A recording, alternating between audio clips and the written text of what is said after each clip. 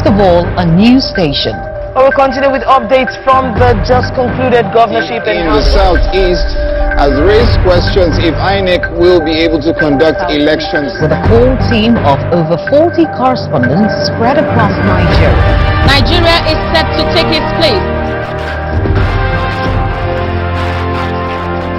And affiliates in Africa, Europe, America, and Asia.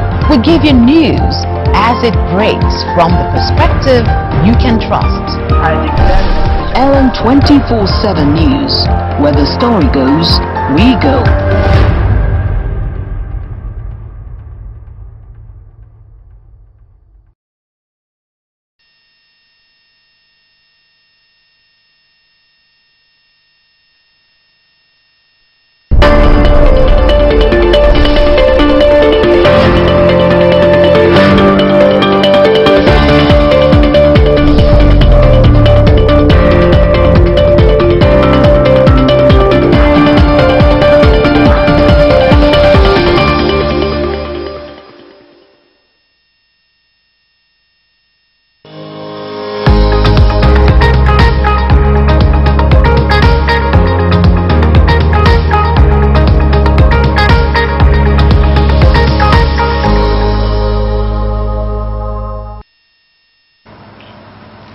Hello, good morning and welcome to the morning show, the Friday edition. It is July 5, 2024 and we're excited to be here. Thank you for joining us.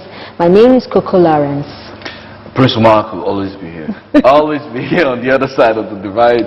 You know, it is the morning show. It's time for you to sit back, relax. It's an entertainment segment. It's entertainment time of the morning show. And we know how it is. It's always time to have fun. You know, if I steal Coco's lines now. Yeah, don't steal my lines. Don't steal my lines. Get your lines, okay? Get your lines, okay? Work on your lines so that when you have that line, they know that that is you. That's that signature, is Prince. Signature to It's okay. It's okay. Okay, viewers, thank you for joining us this morning. And like we said, it's going to be a bumper package. And like we always love to tell you, get ready to enjoy yourself. Get your tea, your breakfast, your cereal, what are you having this morning? And get around your TV, your mobile devices, and get to enjoy today's show because we have a very, very interesting show for you today. But let's take you through our top stories, what to expect.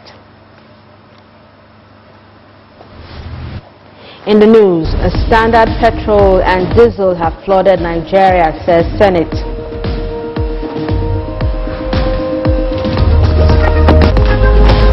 On entertainment, embracing the stage, looking at the cultural value of theatre.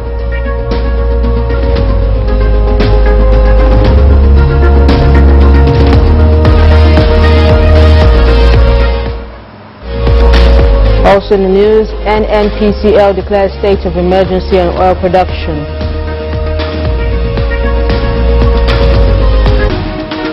Plus, federal government holds world press conference to persuade Nigerians GMO foods are safe for consumption.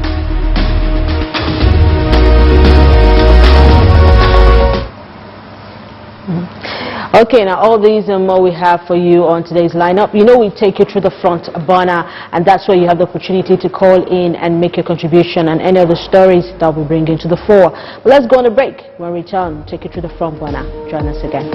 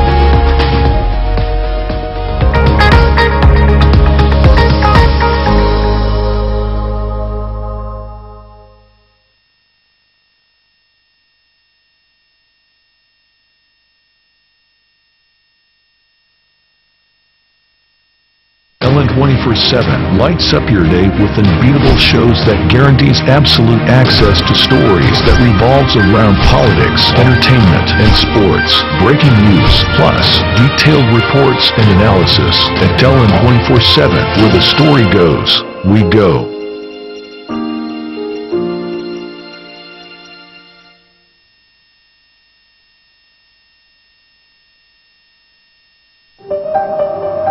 Ellen 24/7 is first of all a news station. We'll continue with updates from the just concluded governorship In the southeast has raised questions if INEC will be able to conduct elections. With a core team of over 40 correspondents spread across Nigeria. Nigeria is set to take its place. The unions of aviation workers are out here protesting. And affiliates in Africa, Europe, America, and Asia. We give you news as it breaks from the perspective you can trust. Ellen 24/7 News, where the story goes, we go.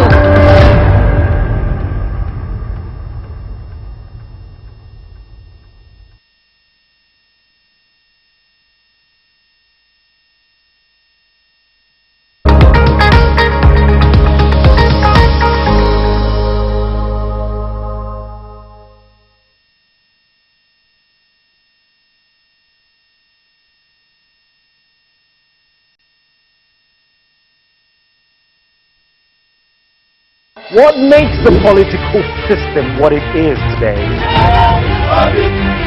What are the recurring issues? Order. The tussle for power.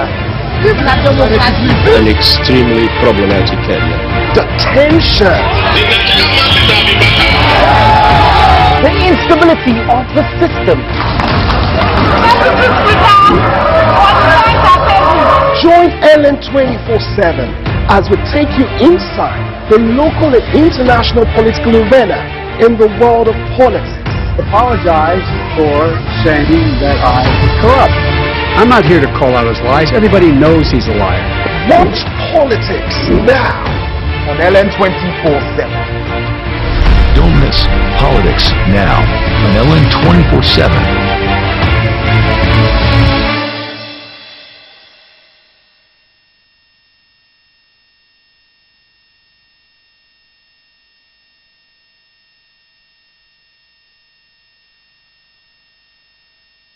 Ellen 24/7 lights up your day with unbeatable shows that guarantees absolute access to stories that revolves around politics, entertainment, and sports. Breaking news, plus detailed reports and analysis. At Ellen 24/7, where the story goes, we go.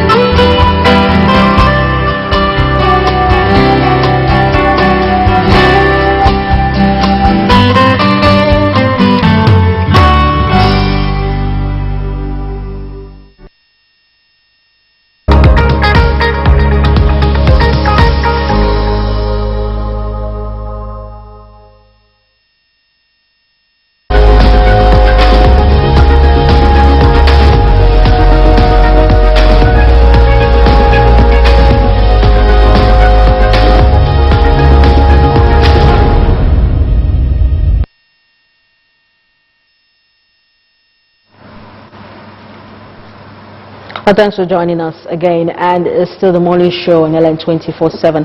Now it's time for the front burner, and like I said, we have several stories in the front burner this morning. Our first story here, talking about federal government agencies have allayed Nigerians' fears over the safety of genetically modified organisms, that's GMO crops. Now, during the World News Conference, the agencies addressed the issues in Abuja on Thursday to inform Nigerians about the safety of GMO technology in Africa. The conference was in response to social media reports regarding the negative effects of GMOs, which the agencies described as misinformation and unfounded. The agencies include the Agricultural Research Council of Nigeria, ARCN, the National Biotechnology and Development Agency, NBDA, and the National Agricultural Seed Council, NASC, and the National Biosafety Management Agency, NBMA. Garba Sharubutu, ARCN Executive Secretary, stated that the vast majority of studies had found no indication that GMO foods posed a health threat. And he also noted some further things in that World Press Conference. So I think the question for me here is, why do they have to hold a press conference to persuade Nigerians?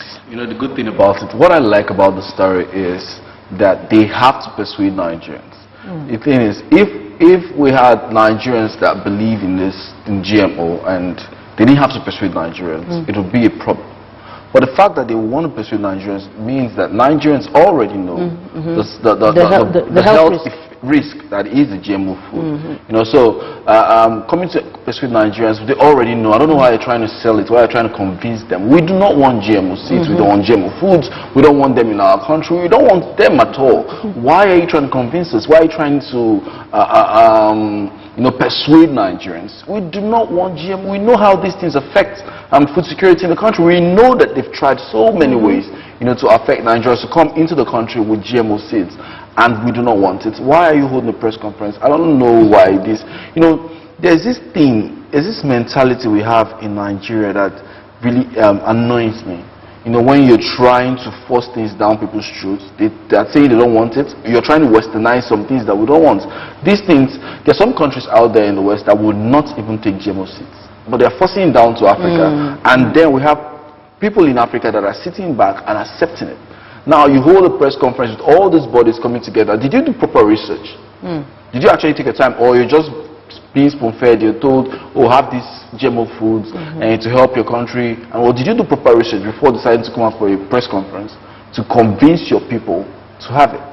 So many other countries out there will not even touch GMO food. But now we have bodies in Nigeria, that are already sitting back, holding press conference to persuade Nigerians. That's very, very wrong. I like that they have to persuade Nigerians. And I know that Nigerians have said it so many times, and we don't want it, and we will not get it. There was so much backlash and outcry on social media concerning the GMOs. I don't think they knew that was coming. And so it was like an afterthought for them that let them have a world press conference. And then you see from the story different research bodies that were, in quote, involved, the ARC and the NASC, so many of them that are supposed to be actually carrying out research and development. Now we're talking about a country like Nigeria, where we have so much arable land, where we have, it's just for the farmers to go and farm. What they're dealing with now is insecurity, finding how to go to their farms. Before now, when there was food sufficiency in different parts of the country, different, where did the GMOs come from? Everyday man just likes to, one way or the other, redefine nature in a way and use science to try and, how would I put it now, talk about nature, try and manipulate nature. These foods are in the ground, whether we like it or not. When you farm, there's a time for seed time and harvest. And there are different kinds of foods, there are different kinds of seeds. And it's only natural that when you plant a certain kind of seed or fruit, that it will yield its kind. So, but like I said, man is trying to manipulate everything from food to skincare to products that people use. Everything that they feel is within their reach, modify it, and and all of that. But it's even amazing to see how many research bodies were involved in this. That was one question. Trying to persuade. That's the question. Why do you need to persuade Nigerians on this? Because you know fully well that Nigerians don't want it. They're not having it. I mean, food is supposed to be health. Food is supposed to be like medicine to your body. Now imagine taking the wrong kind of food how will you grow? How will you be well? How will you be healthy? All this while we're talking about food security in Nigeria and all the challenges we've had with food in Nigeria. How come we've not seen all these research bodies? How come none of them has come out? You know, last week we spoke about agriculture and food. You know, and how we're having food insecurity in Nigeria. How come all these bodies, you know, have not come out with a different idea? You know, come out, tell us what you think we need to do differently in Nigeria. Things that we need to do. You have bodies like this, you call them different names and all. They never had a press conference, a world press conference about the food insecurity in Nigeria and all, and everything that's happening with the cost of food and everything. Farmers are complaining. Everything happening in the country. Nobody, you know, said anything. No research body came out. We didn't hear about all these names, but now we got to GMO and we're hearing different bodies coming out and they're saying they're research bodies that are trying to persuade Nigerians. They're coming out and they're holding a press conference to persuade Nigerians. I don't know, we act like we're talking to dumb people in Nigeria. You don't have dumb people in Nigeria. You have very, very intelligent people in Nigeria, and they know what they want. They are well versed, traveled, they've seen different things out there, and every day we are online. You're talking about a country that has so many young people that are online. They know the good from the bad, and you think you just come sit down and research. They do a lot of research say whatever you want. They do. All right, so we're going to still look at this story, and I know our viewers will weigh in on this. But let's move on to the next story that we have on from Bona this morning. Now, reactions continue to trail the heavy rainfall early Wednesday and also Thursday morning, which flooded many parts of Lagos, making it difficult for commuters to move to their destinations with businesses affected. Lagosians barely woke up from sleep when the rain started to pour in torrents, disrupting daily activities and flooding the roads. And with the downpour, workers in the nation's commercial capital had struggled to reach their workplaces. The Olopomeji areas leading to the Third Mainland Bridge were completely flooded, causing heavy traffic and gridlock.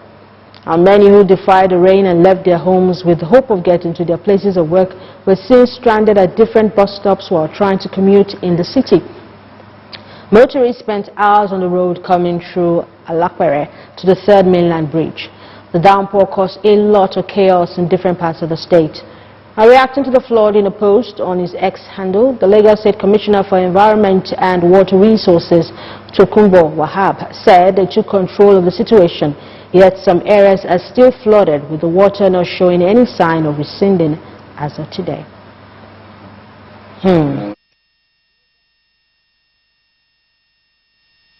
That on the 2nd of June 2024, a violent windstorm and heavy rainfall affected the power, Itapaji and Eukako towns in Ikoli local government area of Ekiti State, leading to the destruction of houses, farmlands, schools, property, foodstuffs, shelter, and other valuables. Regrets that government agencies have failed to give warnings and advance information to prevent and control imminent disasters on the communities, which has continued to sustain constant fear and lack of knowledge on preparedness by rural communities across the country. The Senate observes that so far no agency of state or federal government has come to the assistance of the victims of these natural disasters. Equally aware that the victims are currently living in very deplorable conditions, having been dispersed into some neighboring villages and are squatting with friends and relatives with little or nothing to cater for the needs of their families. Considers that these agrarian towns are the major producer of food in the senatorial district, but the present situation may worsen food security throughout the district. Convinced that if urgent assistance is not provided, the victim will remain homeless and hungry, and in such situation will have serious adverse effects on their health and livelihood with that of other people living around them. I want to confirm that I'm very conversant not only with the area, but the magnitude of the devastation caused by the storm. This has rendered the people involved so helpless, homeless, and there is urgent need for intervention at quick impact level, intermediary and long term, because the roads were washed away, houses were broken, and most of them are rendered homeless. That the recent perennial downpour in some communities of Abia State, North Senatorial District of Abia State, caused severe damages to the affected communities. Also note that the ugly occurrence, which came with lightning and thunder, was so severe and devastating that some precious lives were lost in the flood. Critically connecting roads were completely cut off, making movement between communities impossible. Farmlands were washed away, destroyed, and attendant losses of crops and livestock amounting to several millions of naira. Aware that some houses lost their roof, while others with weak foundation collapsed, and occupants display alongside with their helpless families. Worst hit were Okoko Item Primary School, Okbosi Primary School in Igbere, concerned that the situation caused by this flooding linked to climate change have left affected citizens of the district in pitiable situation. Worried that with the destruction of certain infrastructure affected, resident majority who are rural dwellers, artisans and farmers are presently facing existence without basic necessity of life. Most worried that if no emergency response is provided for the victims, the desolated society will be worse for it and the credible number of casualties may be recorded. And to assure those who think that government should do something, that government is doing something already. The coastal road that is being constructed that moves from the southwest of this country to the south part of this country is testimony to the readiness of government to deal with all the issues to deal with infrastructure. And this is a tip of the iceberg. A lot, are in the pipeline, in line with the federal government program, the president's program, who is has a political will to turn around for the better in this country. So let's cooperate with the government, let's support the government, because the government, as I said earlier, has a lot in its program to better the lives of the people of this country. Okay, now those are some sound bites there talking about the coastal roads with some senators there. But we are looking at the story on the flooding in Lagos, which has been alarming. But like I said, that back in the day, I saw a video some years ago where there was flood in Lagos and cars were moving through the water, but I don't know if the water was this deep, like in some areas. I saw a video of a car that was so submerged and the owner of the car was in the water and people were looking up from their windows and telling him like, sorry, you didn't know where you were coming to. And the guy was like confused, how do I get out of this mess? And it was like a big car. And I was thinking to myself that, because some of the videos that we saw cars going into Third Mainland Bridge and it got stuck, I think to them maybe they thought it wasn't that deep, because sometimes you wonder, how did they even get there? How did you get there? Did the rain meet them there? No, that's the thing. That's the thing about some of these people, going to the office. They might be employees of a particular organization. Their HR or whoever is in charge will not believe them until they see evidence. So they have to drive into the flood, to convince the bosses that, okay, see, I am stuck. I can't come out.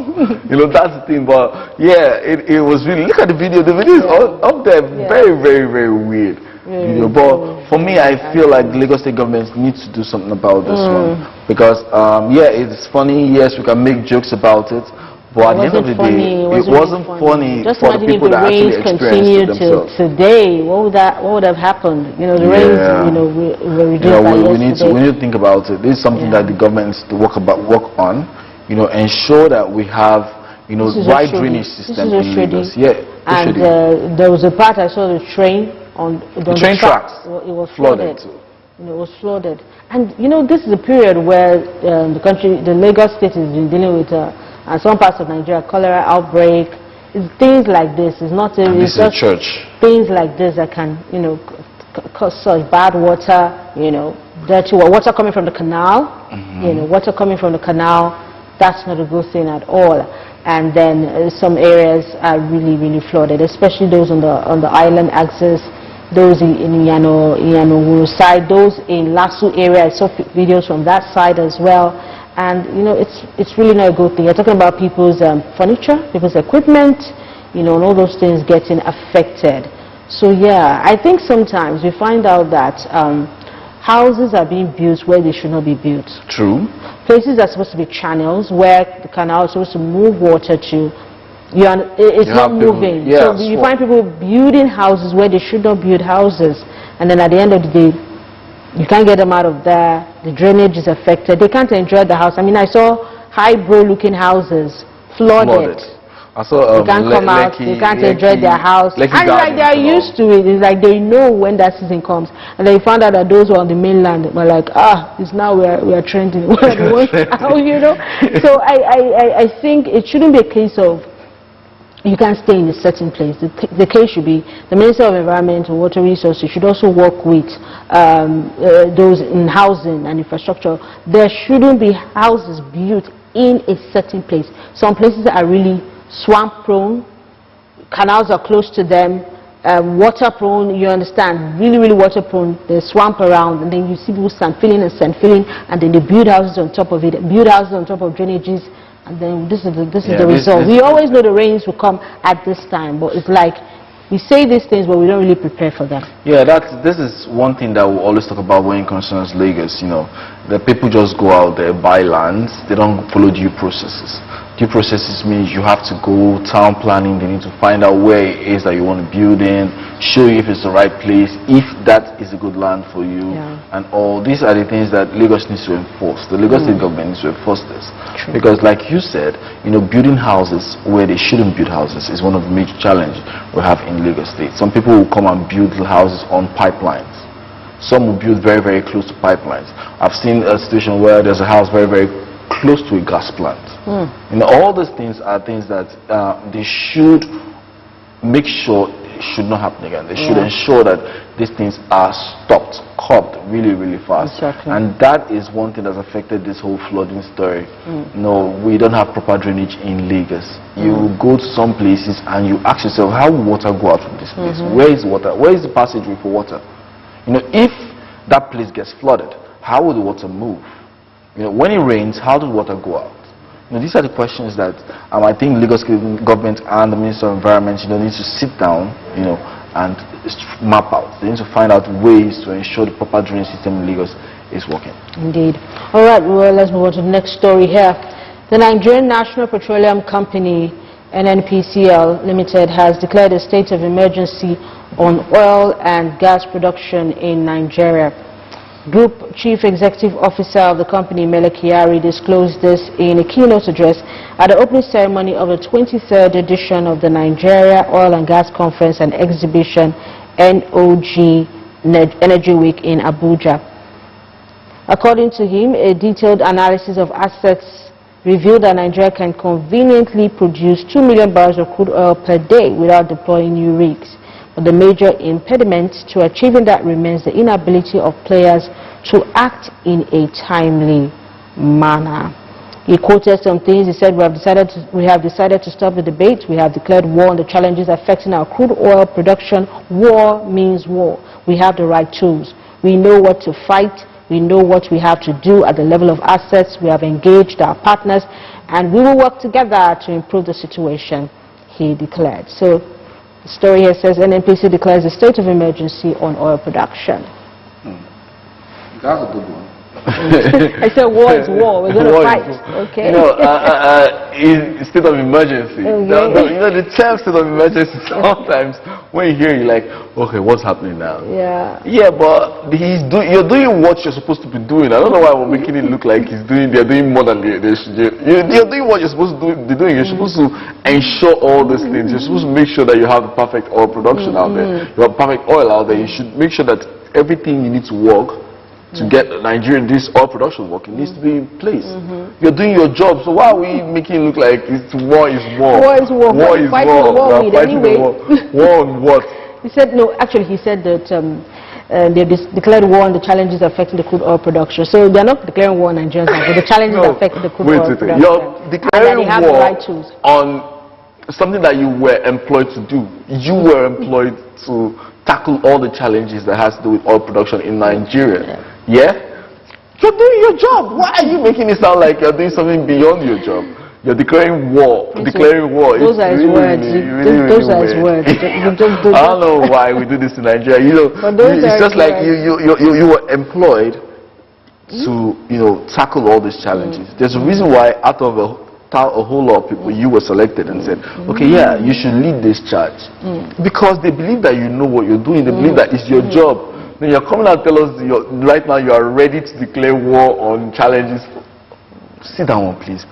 No, but I think he's also talking about the players involved, because he says that according to the analysis that Nigeria can actually produce conveniently 2 million barrels per day, but that without deploying new rigs, but those are supposed to act in a timely manner, you know. So I guess the players involved, those are supposed to do what they should do, and for them doing it in a timely manner. So that maybe has been a challenge for them. The personnel involved has posed as a challenge. So it's like, no more debate, no more going back and forth.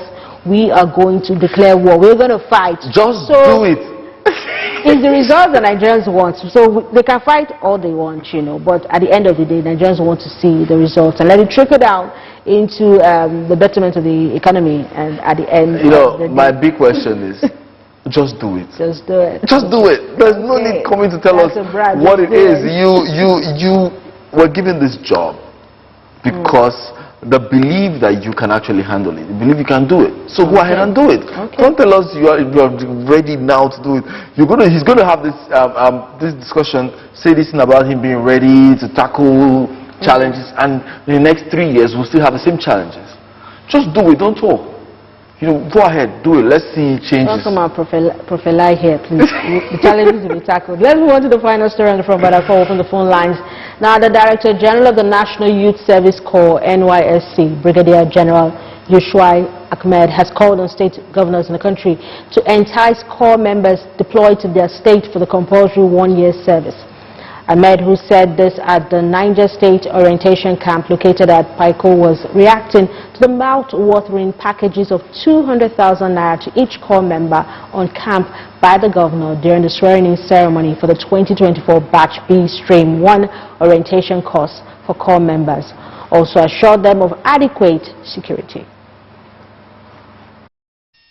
The NYSC DG, Brigadier General Joshua Ahmed, was accompanied to the Niger State Orientation Camp in Paiko by the State Governor Umar Bago and his Deputy Yakubu Garba, the Minister of Youth Development Jamila Ibrahim, the State Coordinator Abdul Wahab Olainka, among other dignitaries. Shortly after the swearing-in ceremony, the DG said he was happy that the orientation camp is getting the needed attention as a new one will be constructed by the state government. Show him the importance of having a permanent orientation camp, at least the one that will meet the test of the time and that will be able to accommodate large number of corps members, and he has actually accepted to do so, and that is why he made it public this morning.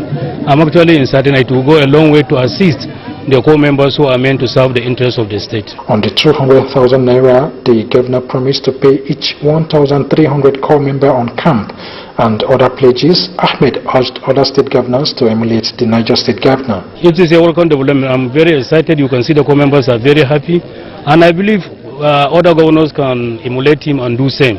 These are young Nigerians who are prepared to give their best, coming from diverse states. I believe too, if other governors in other states can do same, it will go a long way in encouraging the youth corps members. While speaking on the safety and security of corps members, the NYSC DG said the scheme is in talks with collaborating security agencies and there is no cause for alarm.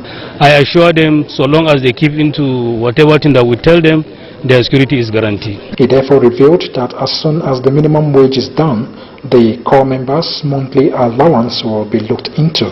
Earlier, Governor Umar Bago announced a gift of 200,000 naira to each corps member on camp with the promise that all those who are in the medical line have automatic employment. What we've done this morning to give you 5 billion naira to build a new camp is through agriculture. To give each corps member 200,000 naira token is through agriculture. To give you rice trailer load is through agriculture. To give you 20 cattle is through agriculture. It means there is prosperity in agriculture. In her address, the Minister of Youth Development, Jamila Ibrahim, announced that the ministry has an initiative to empower 5,000 NYSC members with 10 million naira each for entrepreneurial ventures upon completion of their service. Of the reforms as well, I am also pleased to announce that the Federal Ministry of Youth Development is partnering with the government of Niger State and the NYSC for a scheme to boost food production, thereby making the NYSC a self-sustaining agency while addressing the food insecurity challenges that the country is faced with. Earlier, NYSC State Coordinator Abdul Wahab Olainka warned the core members against using social media to spread fake news. I also urge you to avoid using social media for spreading fake news, fueling hatred, and other negative purposes. The oath of allegiance was administered to the core members by the Niger State Chief Judge Halima Abdul Malik, who was represented by a High Court Judge Maria Ismail.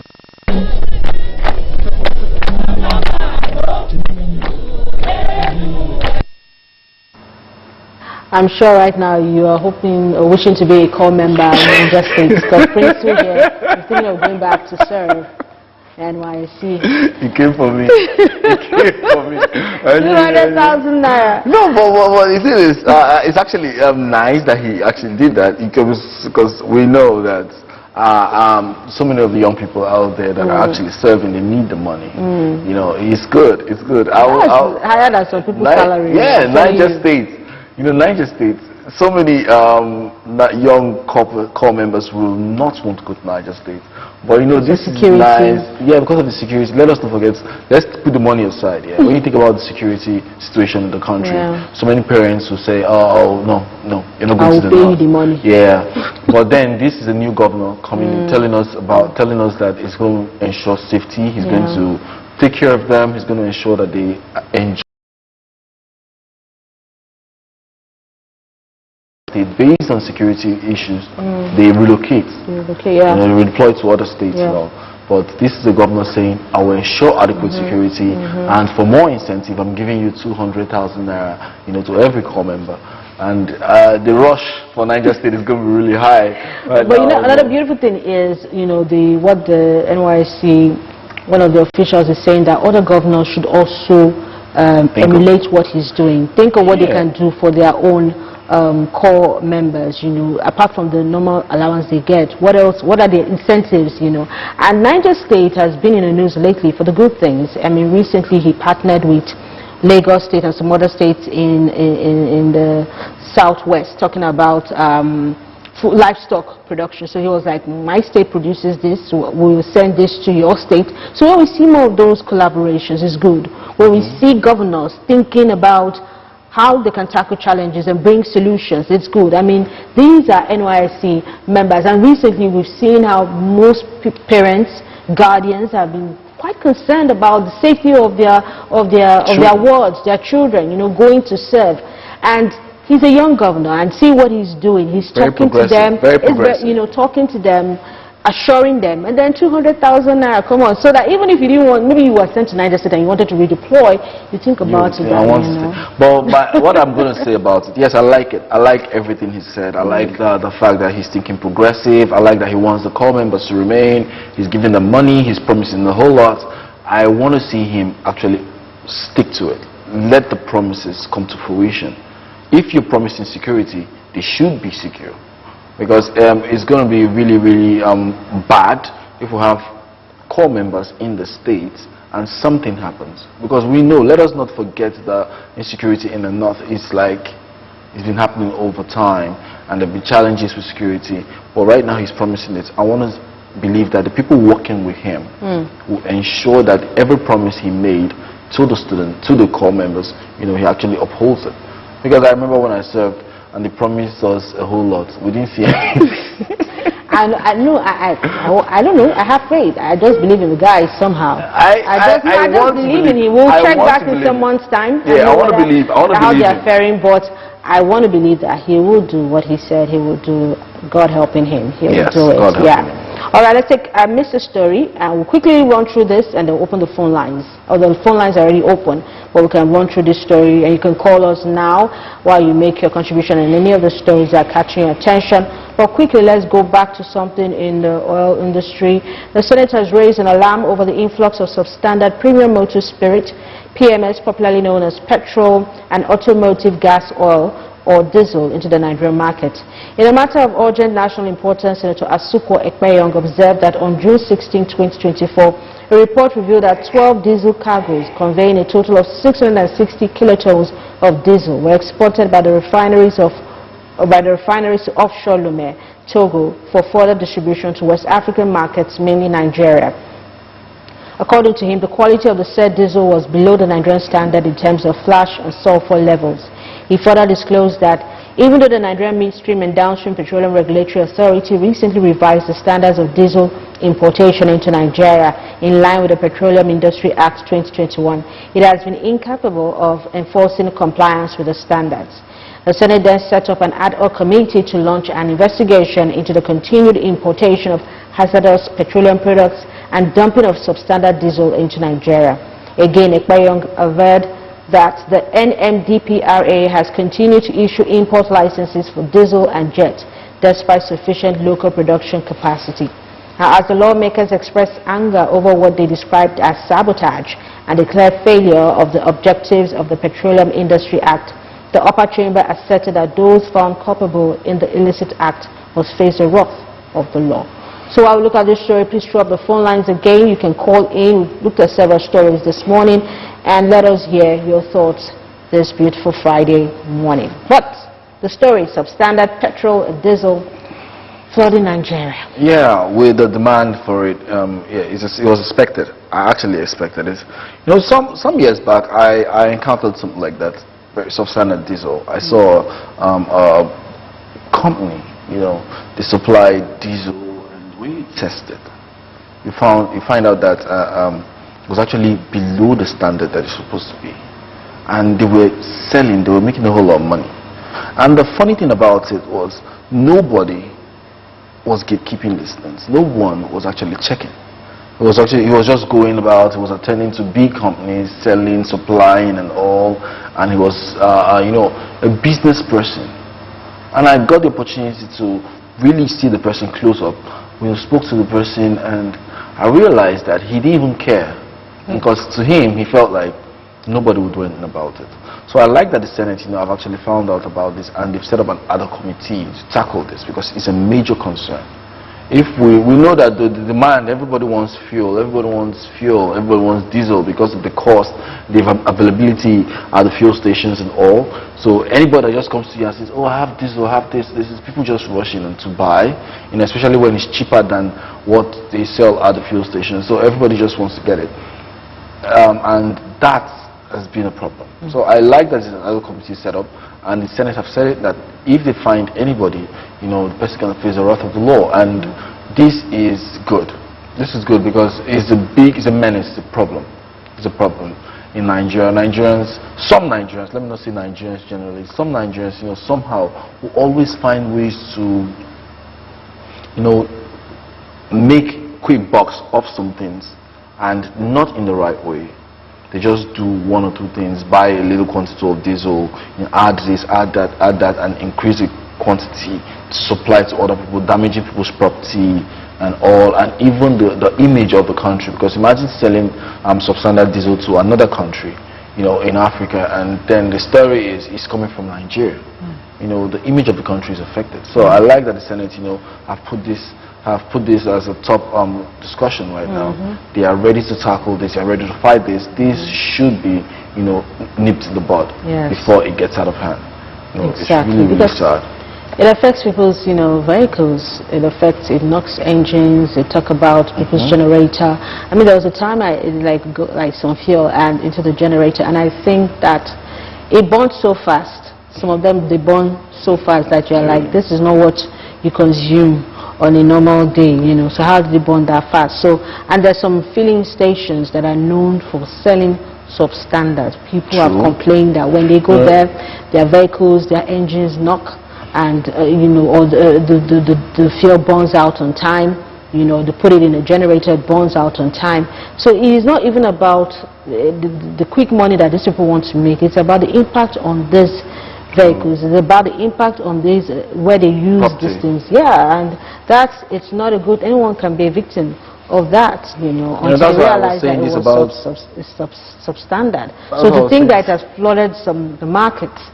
How does someone know where the right one is? Even because even some filling stations sometimes may not even know. They can buy from a full marketer, a full truckload of diesel, of fuel, and not knowing that what they purchased was substandard. You know. You know, that's why I said this about the chairman of the NNPC. Like, you're saying it could tackle the madness, and this is the business. This is what you're supposed to tackle. Do your job. Don't come and tell us that you are declaring state of emergency on oil production. This is your job. You should know that things like this are happening. You should know that you should find a way to curb it, because it's out there. It's flooded the market. What are you doing about it? And you're declaring state of emergency on oil production. I don't know. It's not about talking. It's about doing. Do it. Do your job. You know, get it working. Let us see that these things are, like you said, you know, property. People buy this substandard products and they put it in their generating sets, their cars, you know, and they crash these things. And then you hear, oh, I bought it, it's Nigerian. I bought it from this. It's supposed to be what Nigeria produces, you know, and the image of the country is dented. Everything you're talking about is about, apart from just the property, the image of the country. Exactly. Because from the story you read, it's that they caught this one, taking it out of Nigeria to Kenya. To Lome. To Lome, Togo. Yeah, Togo. So think about it, if it gets to Lome, and the people in Lome uses it, they find out that it's substandard. The story is going to be that it's coming from Nigeria. They don't even know if it's from a particular marketer. It's Nigerian. So the image of the country is at stake. I like that the Senate, you know, do something about it. You know, sometimes, once in a while, I just see them discuss something that's really important. And it's good. It's good. So let's remind our viewers that we're on the front burner. This is the morning show, and the phone lines are open. We have looked at several stories. Federal government holds World Press Conference to persuade Nigerians that GMO foods are safe for consumption. So the question is, why persuading Nigerians? Why did it hold a World Press Conference? We also saw the story, flash flood disrupts activity on Lagos roads. Now, were you affected by the flood? Was your area affected by the flood? Could you get to work? Could you come out of your house? So we're looking at the flash flood disrupting activity on Lagos roads. And then the other story, substandard petrol and diesel have flooded Nigeria, says the Senate, and they are tackling that because some of this was taken into Lome, Togo, and it was not a good thing. And then also NNPCL declared state of emergency on oil production, saying that the debate is over, it's war, it's a fight, and that those players involved are not acting timely. What is your take on this story?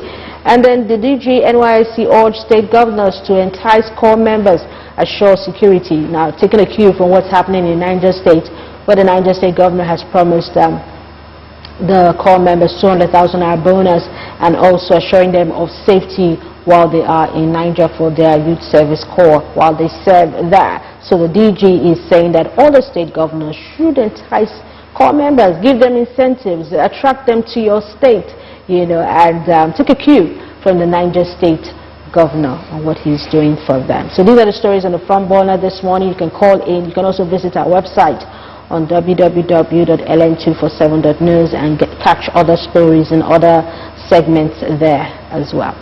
Okay, so it's not about enticing them to. It's not about enticing. Ensure their safety. Ensure that they actually have things to do. Because we have some states that core members just go into, they stay. You can entice them, but then at the end of the day, how do you utilize the core members that are sent to your state? Because it's not about getting them and keeping them to just sit down, or you're bringing them into your state and they're not safe, or they're not being appreciated. Because you have to appreciate the core members that are sent to your state. There are ways to appreciate. It's not about money. You know, they should be appreciated. They should be given their due diligence. They should be taken care of. They should be safe. So, yes, we're talking about enticing them and giving them some incentive. You know that it's not only money. The story, another part of the story says it's also giving them 20 cows and bags of rice. You see? You know you like rice. Yes, I do. I do. You know, the core members were able to enjoy the produce of the state. Yes. Like if it's a state where they produce a lot of yam or rice or livestock, they should be able to enjoy that. You know, but it should be a nice experience. But you see, some of them even end up staying if they feel well appreciated, if they feel that, you know, they will have a career there or they will help. I was coming to that. The career thing is you need to because the reason for this deployment and all is for people to move from their states to other states, to know how life is in other states, to learn the culture, tradition, and different things from other states. And at the end of the day, you might decide, okay, I want to relocate to another state. I want to set up my life in another state. I want to move, and you know, that is the aim, the basic aim of this service here. You know, you move to a particular place and you find out that the lifestyle there is actually something you like, and before you know, you start a job there, set up a family, and you start living there. You know, that one Nigeria, to foster one Nigeria, to foster this relationship between states and all, that's the aim of this service here. So, at the end of the day, if you just have core members that you give money, food, and really there's nothing to live for in your state, after the 1 year with the food and everything, go back. So, as a governor, don't just think about enticing them with food and money. Work on your state. Make sure that your state is habitable for anybody that's coming in. Because if I am going to come to your state to serve for a year, I should see your state as a place that I can say, oh, okay, I want to start my life here. I want to work here, I want to live here, I want to stay here. You know, if you don't have that, no matter, you can give me 200,000 naira, give me cow and rice. After 1 year, I'm done. I'll go back to where I'm coming from. You know, but then we want them to stay. You want them to bring their know-how, their experience into your state. You want them to come and make your state better. So make sure that the ground is watered for them too.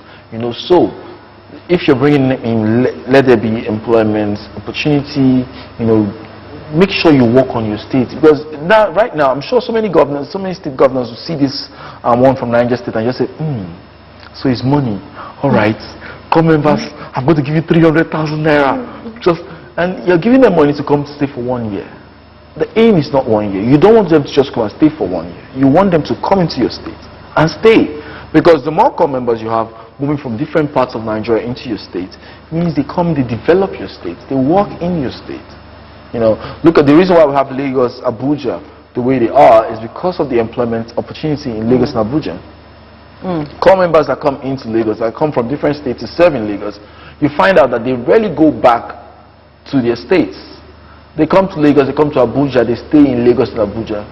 You know, no matter how harsh it is to live in Lagos, no matter the challenges, they might not even get 200,000 naira or the incentive they get from Niger State, but you see them come and they stay in Lagos State. Well, don't you also think that it's because a place like Lagos and Abuja are well developed and opportunities? That is what I'm saying. That's what I'm saying. As a governor, don't just think about bringing them to, because with food and money. Think about developing your state so that when they come in, they see something to stay for. It is not about saying, oh, take 200,000 naira, I promise you security, I promise you food. After 1 year, they will go back. And they're not complaining. It's the 1 year they came for. And no, they get 200,000. The thing is that the basic reason why they actually I get what you're saying. It's a long-term thing. It's for a long-term thing. Yeah, so work on your state. Make sure your state is habitable for everybody. Niger State, we've had so many stories about the north and insecurity and everything. These are the things that the governors in those states should tackle. They should tackle, they should make sure that the states are habitable for people. So that I can just stay and say, oh, okay, I'm relocating to Niger State. I want to go start up my life in Niger State. You know, some people will tell you that even if they get a job in Niger State, no matter the amount you're paying me, I will not stay. You know, so for you to have people come into your state, be core members and all, make your state habitable. Work with your security agents to make sure that people are secure in your state. Make sure that the cost of living in your state is adequate. Make sure that people in your state, they have power. You know, all these things are requirements. And when you do that, you won't even need to give them 200,000 naira to stay. Core members will just come. And if they find out that the place is cool, the place is nice, they will stay. You don't even need to give them money or food. You know, they just come in and they stay. So it's more than food. Okay, it's more than food. But I think it's also a good thing, you know, in a step in the right direction, seeing to it that they are taken care of. We've had cases where some core members, you know, they did very well on campus, and then they go and serve, and they come back and their parents cannot recognize them. You know, they can't recognize them. I will not tell you no mistakes. They're either appreciated or, you know, they can't recognize them. I mean, there was a time they wanted to scrap NYSC because they were like, okay, what does it bring to the table? Like, what do we see happening for this person? How is this person was improved? Let us put it that way. And you know, so I think the DJ of NYSC also has a lot to do in the sense that there can be a very good curriculum, even after they've done the 3 weeks orientation. When they are there, who is following up to see that they are working in the right places, they are functioning in the right places. Some go to schools, some go to hospitals, depending on what they studied, you know, or mostly they take them to schools to teach. But who is seeing to it that as a career path for this person, you know, so that NYSC time can be really productive. It's not at the end of the day you just go and sign somewhere, you're helping one person to sell her snacks, and then they sign for you, and then you come back and say you did something for 1 year. Could have as well gotten a job, you know, and made money during that period. So I feel that totally the NYSC thing, you have to have, you know, a total plan for it. Okay, now we're still on the front burner, and we're also looking at the World Press Conference. This GMO thing, we cannot talk enough about it because it's there, it's food that people will consume. You know, some people have been so convinced about the GMO, thinking that it's something good for them, something they can produce easily and fast. Anything that is fast and easy, you have, like fast foods, fast this, you have to also check into it and see, you know, is there something else in it? Because something may look cheap, something may look accessible, but how is it healthy? Because we're talking about the health of Nigerians. You know, when you have a very good immune system, your body can fight off diseases easily. When the person's immune system is down, the person can easily catch cold, headaches, fever, and all of that. But when your immune system is good, you can fight off things. And what helps the immune system to be food? Food. People say food to fight the disease. So if people are now consuming what is supposed to help them fight something, what defense would they have in the system? You know, what defense would they have? So when I saw the research bodies that are involved in all of this, that these research bodies are in the country and they're that we've not heard of before. Yeah. We're just hearing about them now. Are you really doing your research, or is what they are bringing to you and saying this is good, take it? Because we've seen a situation where in the West they have supermarkets where they go and do their shopping. They actually put it there, non-GMO, GMO. They give them a choice. You understand? Some malls, when they go there, they put it that this is GMO, and some non-GMO foods. And so the person that doesn't want the GMO goes for the non-GMO. But this one just wants to even come and put it, and for a country where you have a certain number that are impoverished, you have a certain number that are looking for ways to get food. No, you know, so it's like when the person doesn't have it, they don't have a choice. No, you have to be certain of what is coming into the system at any point in time. And that is where, as the Senate is doing what they're doing with the substandard diesel and petrol and all of that, they should also look into food. They should set up a committee, not that everybody is for the GMO, set up a committee that will look into food, look into these GMO crops. If we can have committees set up for different things, let them also check these things. If you see farmers, because I can assure you that not all farmers are for this. So as the ones that are not for this, why are you not for this? What is your take? The thing is, you know? I believe that when it comes to GMO, it's about control. It's about food control, because some of these genetically modified organisms, you know, these foods, you find out that they're actually seedless. You understand me? You find out they are seedless. Then normal, the way it's supposed to be is, after having, like, let's use a fruit as an example now. Yeah. You have fruits and they have seeds. At the end of the day, you plant the seeds to get more. But if I have food that is seedless, the moment I'm done consuming it, it's done. I have to go back out there to buy another one. You know, I cannot plant it. Yeah. I cannot produce another one. I have to go back to the main source to get another one. You know, I don't know if all these research bodies that we're talking about that are trying to convince Nigerians, you know, to have GMO food, you know, they're actually thinking about these things. You are talking about a particular kind of food that you cannot recreate. a particular kind of food that after you're done, the moment you're done with it, you have to go back to the source to ask for more. You get me?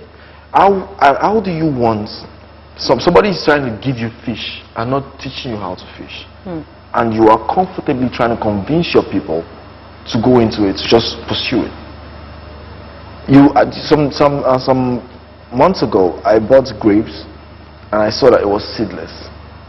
I started asking myself, okay, normally, if I'll finish these grapes, normally I'll see seeds, I'll just decide, oh, throw it, bury it, let me see if it germinates. But then I saw seedless ones and I was like, so what happens now? I consume this and I don't have anything to show for it. I have to go back to get more. I can't make mine. And we have research bodies in Nigeria that are actually telling themselves that they are research bodies, trying to convince Nigerians to go for this.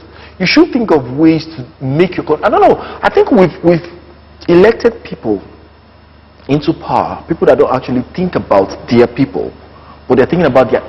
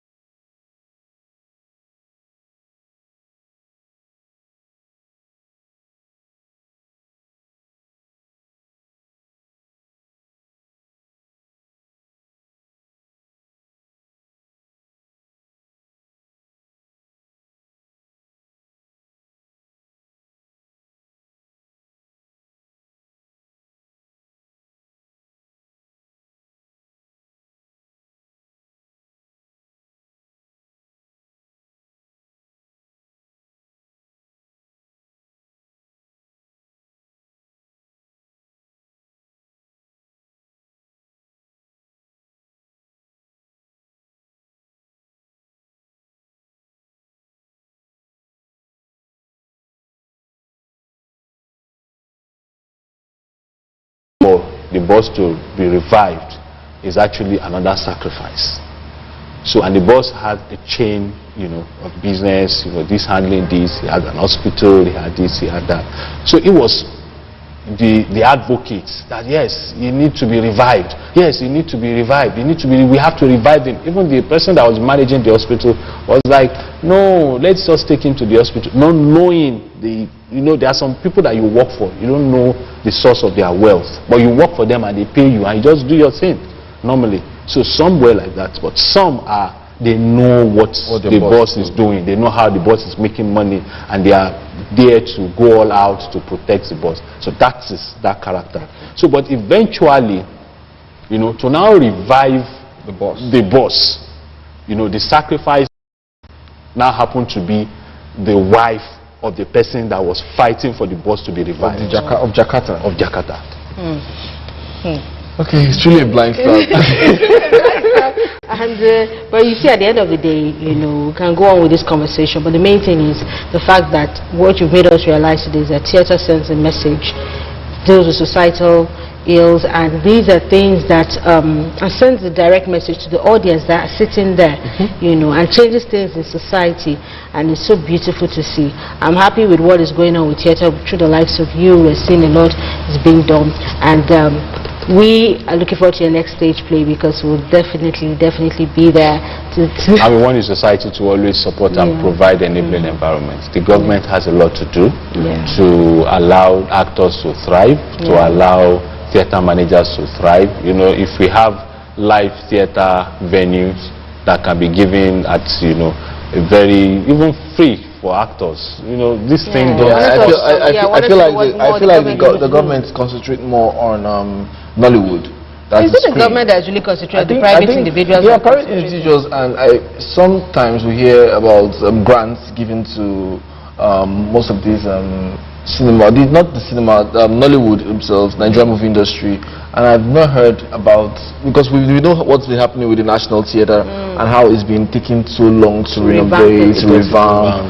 If the same effort that's put into building film villages, like the one building Lagos State here, is put into revamping the National Theatre and all that, then we'll have more. So there's a lot that we need to do. There is need for collaborative effort between the public and the private sector, because you can use live theater to promote brands, you can use it to promote so many things. They know. But another problem with the live theater is the business side of live theater is not being well, explored. People know this craft. I've always been an advocate of, yes, we have people who know the craft, who can dance, who can act. Do we have people who their own job is to learn the business? I know theater, but I want to be able to sell the theater. I want to be able to go to banks, to be able to go to, to tell them that, no, bring your money. We can use the theater to promote your services, to promote a whole lot, and can change the mind of Is there a body that governs the theater in Nigeria? Just the way we have the Actors Guild and all, we have bodies? Yes, we have NANTAP. We have NANTAP, we have the National Association of Nigerian Theatre Art Practitioners. We have, but these are bodies. The government, there's need for regulation at the same time. When you regulate these bodies, just like I said, I worked with the Guild of Theatre Art Drama. These are bodies. These are individuals that are also thriving on their own. They have groups, and they're also trying to make it. But if the government can support these umbrella bodies, we have umbrella body for drummers, we have for dancers, we have for actors, we have for, so if they can support them in the little way that they can, even bring them together, and the creative has a lot to offer this country. It's the next so I just have one last question. Is there no way to bring them under one umbrella so that every benefit that the AGN gets can trickle down to the theater? So is there no way to bring them? Because if we're going to think about the creatives in Nigeria, there should be one body that can have all of them, both the creatives from the cinemas and the theater together. Well, I think that's the work of the ministry. The Ministry of Arts, Culture and Creative Economy, should be able to do that, to work together, bring all the stakeholders together, have a discussion with them, and see how we can harness, their potential and bring them this, creating a synergy, that will help advance the cause of the arts, the culture, tourism, and the country at large. Okay. Well, thank you so much.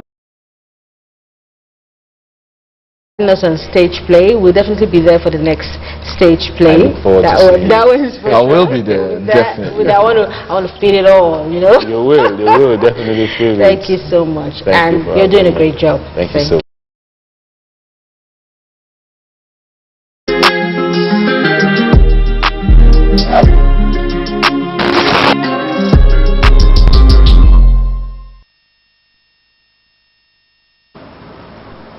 All right, that was a discussion we had there with Ola Wakon, talking about embracing the stage, the cultural value of theatre, and I hope you enjoyed that conversation that we brought to you.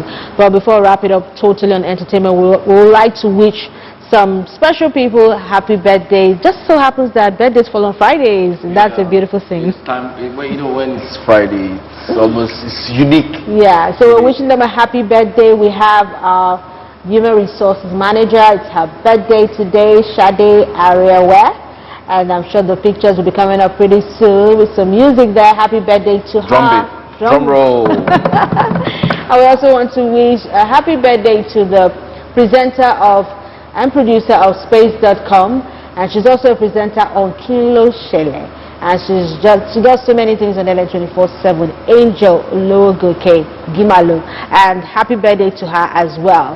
So we're wishing these special people a happy birthday. Now that's Angel. Yes, you can see her. Today is her birthday. The lady with the red hair. Our resident Wonder Woman. Yeah, she's always doing big things. She's always on the street bringing us news and environment and keeping us updated with what's happening either at Eco Atlantic or she's in Abuja. You know, she's doing a great job. Happy birthday to you, Angel Gimalo Ologoke. We love you very much from all of us at LN 24/7, and we appreciate you.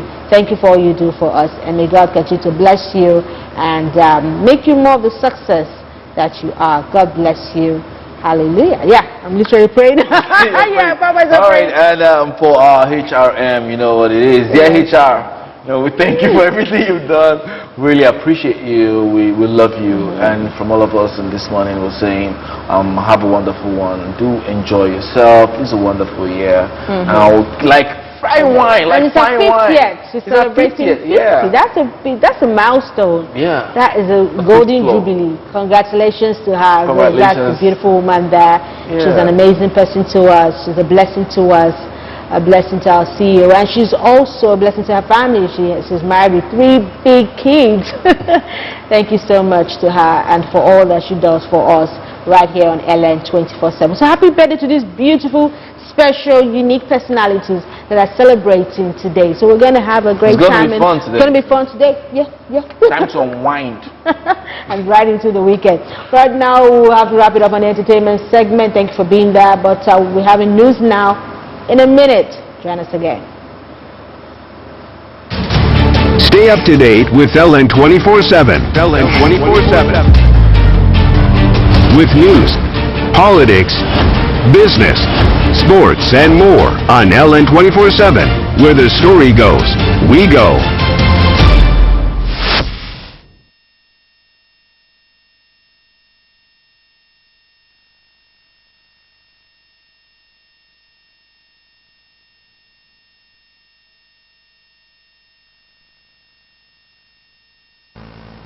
Hello and welcome to News Now.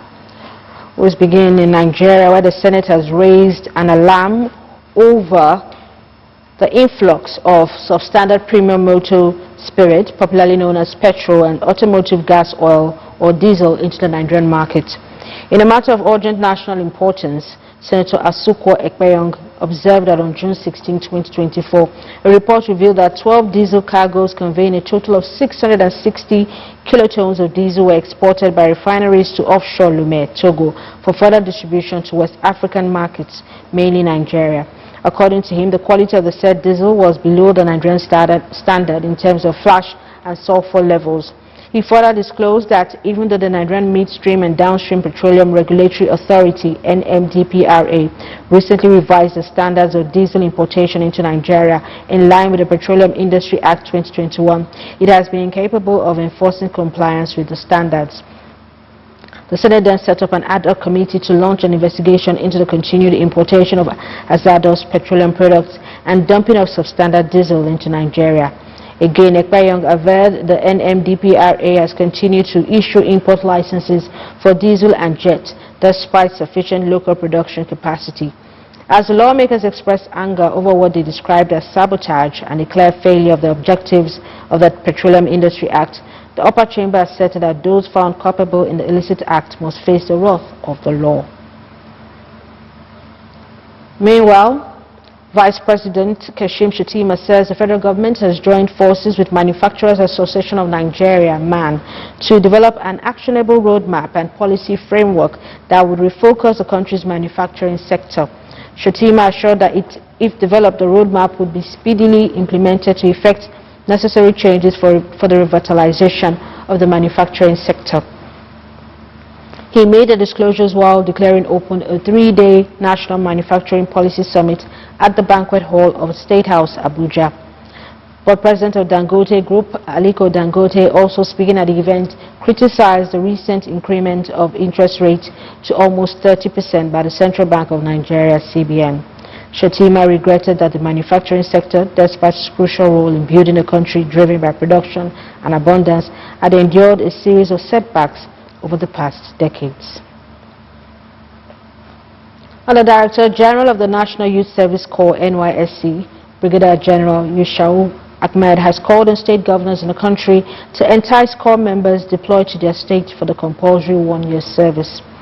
Ahmed, who said this at the Niger State Orientation Camp located at Paiko, was reacting to the mouth-watering packages of 200,000 naira to each corps member on camp by the governor during the swearing-in ceremony for the 2024 Batch B Stream 1 orientation course for corps members, also assured them of adequate security.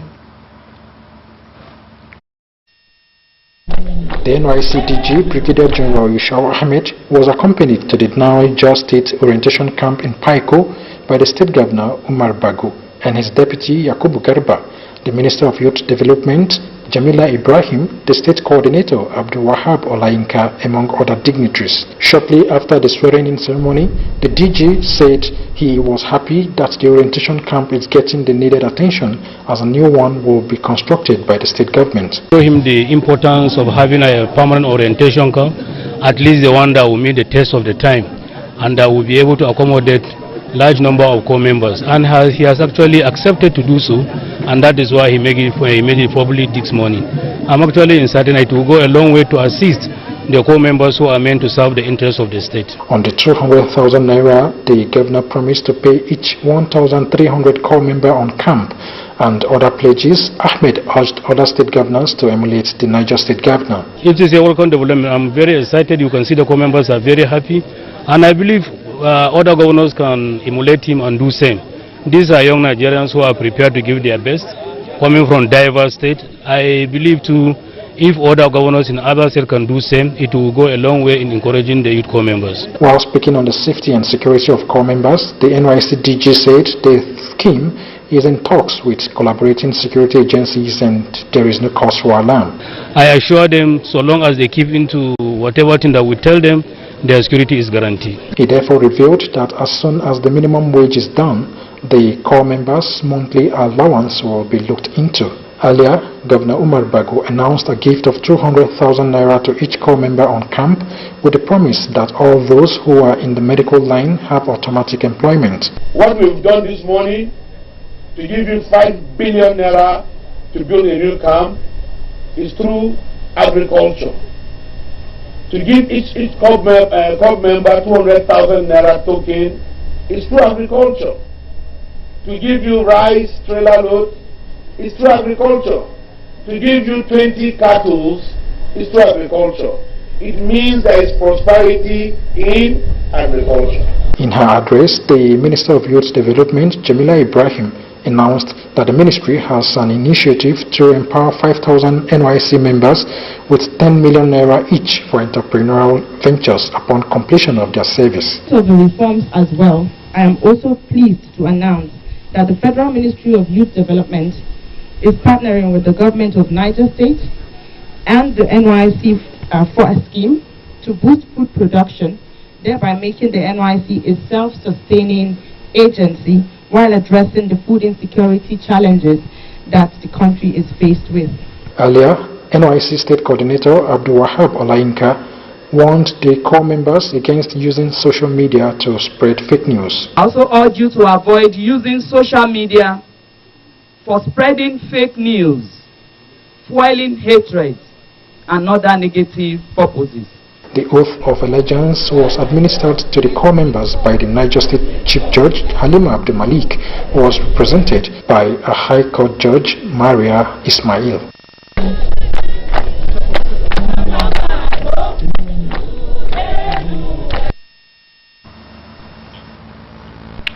Federal government agencies have allayed Nigerians' fears for the safety of genetically modified organisms, GMO crops. During the World News Conference, agencies addressed the issue in Abuja on Thursday to inform Nigerians about the safety of the GMO technology in agriculture. The conference was in response to social media reports regarding the negative effects of GMOs, which the agencies described as misinformation and unfounded. The agencies include the Agricultural Research Council of Nigeria, the National Biotechnology and Development Agency, the National Agricultural Seed Council, and the National Biosafety Management Agency. Well, like we said, why the persuasion? Now moving on to our next story here. Foreign investments into Nigeria rose to the highest in 4 years in the first quarter of 2024, largely on the Central Bank of Nigeria CBN reforms.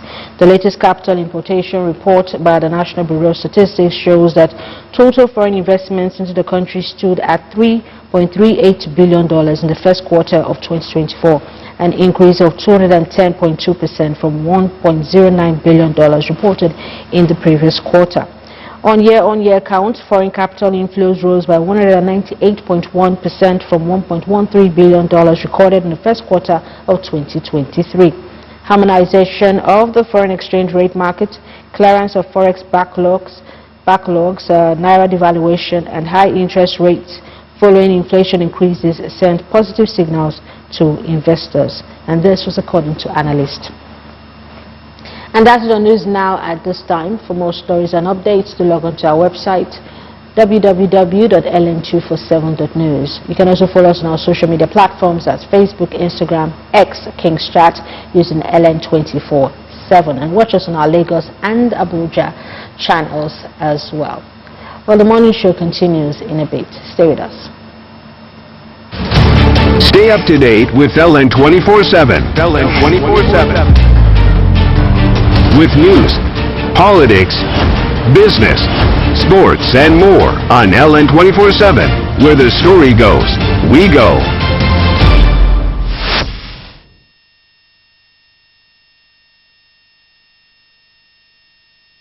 LN247 lights up your day with unbeatable shows that guarantees absolute access to stories that revolves around politics, entertainment, and sports. Breaking news, plus detailed reports and analysis. At LN247, where the story goes, we go.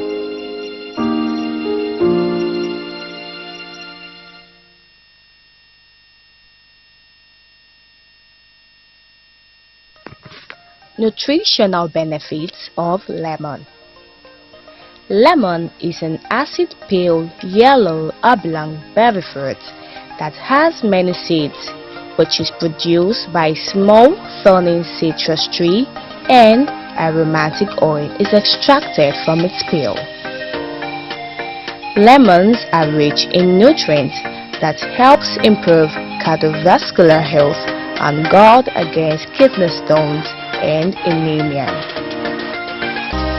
Lemons are a good source of fiber, vitamin C, and other plant-based nutrients. Lemon also helps regulate weight, maintain a healthy heart, and maintain digestive health. Here are some more health benefits of lemon. Heart health. About 31 milligram or 51% of the recommended daily requirement of vitamin C is found in one lemon. Research shows that consuming vitamin C rich fruits and vegetables lowers the risk of heart disease and stroke. Lemon's plant components and fiber also greatly reduce a few heart disease risk factors. For instance, studies have found that consuming 24 grams of citrus fiber extract every day lowers the overall blood cholesterol levels. Controls weight. There are a few hypotheses as to why lemons are frequently recommended as a food for weight loss. Many people believe that because soluble pectin fiber in lemons stretches in the stomach, allowing one to feel fuller for longer. However, since lemon juice doesn't contain pectin, drinking lemon juice won't have the same effect on fullness. Drinking hot water with lemon, according to another belief, can aid in weight loss. Prevent kidney stones. Kidney stones are small lumps that form when waste products crystallize and build up in the kidneys. They are quite common, and people who get them often get them repeatedly. Citric acid may help prevent kidney stones by increasing urine volume and increasing urine pH, creating a less favorable environment for kidney stone formation. Just about half cup or 125 ml of lemon juice per day may provide enough citric acid to help prevent stone formation in people who have already had them. Reduce cancer risk. A healthy diet rich in fruits and vegetables may help prevent some cancers. Some studies have found that people who eat the most citrus fruits have a lower risk of cancer. However, they may not have the same effect on the human body. While some plant compounds and lemons and other citrus fruits may have anti-cancer potential, no quality evidence suggests that lemons can fight cancer in humans. Improve digestive health. Lemons are made up of about 10% carbs, mostly in the form of soluble fiber and simple sugars. The main fiber in lemons is pectin, a form of soluble fiber linked to multiple health benefits.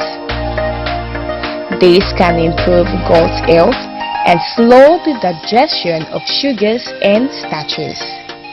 These effects may result in reduced blood sugar levels. To get the benefits of fiber from lemons, eat the pulp.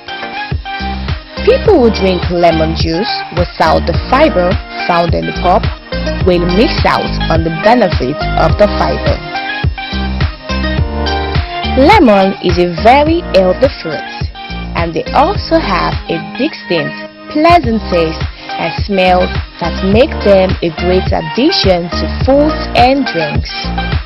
Stay healthy with lemon as part of your daily meal to aid weight loss, reduce the risk of heart disease, kidney stone, and digestive issues. With lemon, a steady and healthy life is assured. Dates are tropical fruits grown on the date palm tree in small clusters. A tasty and highly nutritious fruit that has dark brown, soft flesh and is uniquely sweet. Dates may have some really powerful health benefits like boosting energy, increasing iron in the body, and aiding digestion. Rich in various nutrients, fiber, and antioxidants, dates are popular throughout the world. These dried fruits may prove to be beneficial in treating various conditions due to their anti-inflammatory, antioxidant, and anti-tumor properties. Dates have been the staple food in the Middle East for thousands of years. Recently, A 2,000 years old date seed has been germinated in Israel. The seed was found in an archaeological excavation. This type of date had unique qualities, but it disappeared 500 years ago.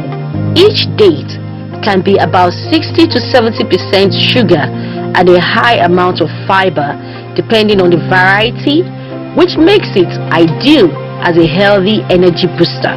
It is also high in iron and may help in fighting anemia. Whenever you're craving something sweet, instead of going for candy or sugar, opt for dates instead. They are just as sweet and way better for you.